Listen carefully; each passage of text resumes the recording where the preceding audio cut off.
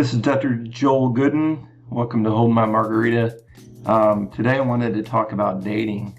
I know a lot of you are married, and I think this is relevant even for you. It's relevant for anybody just to know what the dating world is like. If you're somebody that is dating, whatever age you are, I want to talk about that process. We've all sort of grown up, and maybe some of us, maybe not me. We've dealt with rejection. What I wanted to point out just really quickly is that dating online, which is the current sort of prominent form of dating, especially during COVID, but even before and I assume after, it's just how people meet people generally. I don't think it's the best way. I don't think it's a good way. I want to try other things. But what I want to say about it is that it's full of rejection. It's full of facets that are just negative. People sending pictures they wouldn't send to a person that they cared about, saying things that are inappropriate, and just the rejection, constant rejection. You're able to look at all the pictures, to swipe right, whatever it is, but there's just constant, every time you swipe right, let me tell you what you experience, especially if you take the time to read the profile, get excited, and you swipe right, which means you would like to match with them.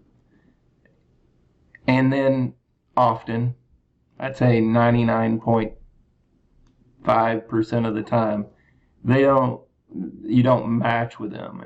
So they haven't seen your picture yet, or they have swiped left on you. That happens hundreds, if not, hundreds, let's just go with hundreds of times a day, to everybody that's using these things. And what it means is that the other person is not interested in you.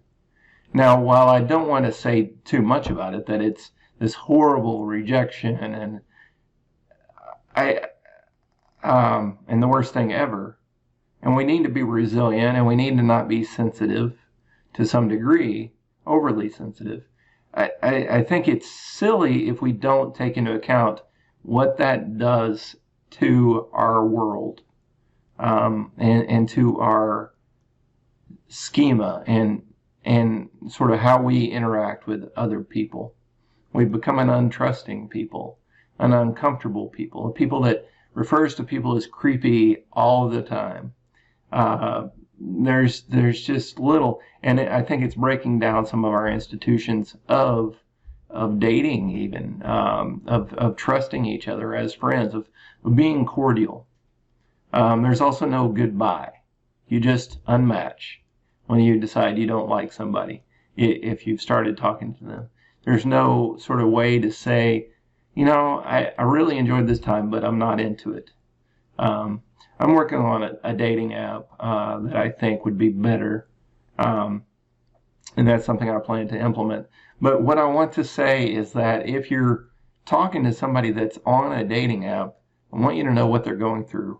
Many, hundreds perhaps a day, rejections. If not rejections, crude conduct, mean conduct.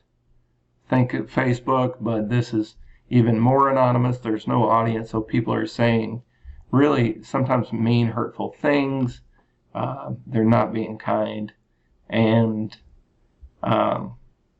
it's a lonely process, and it's frustrating.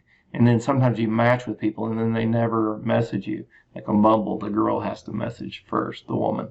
And so you wait and then you wonder. There's a lot of wondering. There's very little direct communication in our current society of, hey, why did you never call me?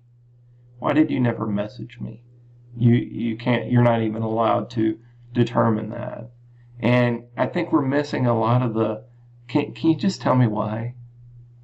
that opportunity of understanding why it wasn't a good match. I think we can accept a lot of things if we're just given a little bit of information, but we don't do that for each other. So think about in your life, whether you're dating or not, how you can do that for each other. Instead of ghosting on people, as they call it, disappearing from their lives without any word, tell them goodbye. Tell them, and be gentle. Don't win the ball game. It's not a ball game. It's life, and you're affecting somebody else's life.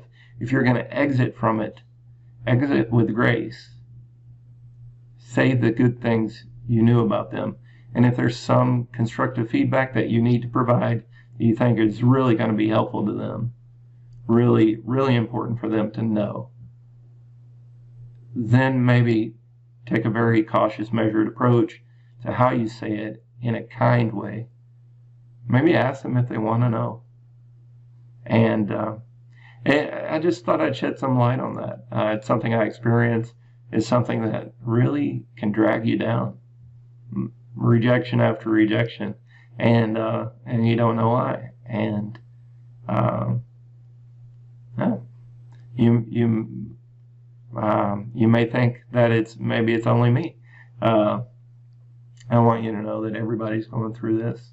Everybody that's doing that, and I think it's sort of a microcosm of our larger society. So let's work on these things. I don't know the answers yet, but we can do things like explain why, go a little further, say goodbye, things like that. And I wish you the best on your dating journey if that's what you're doing. Take care.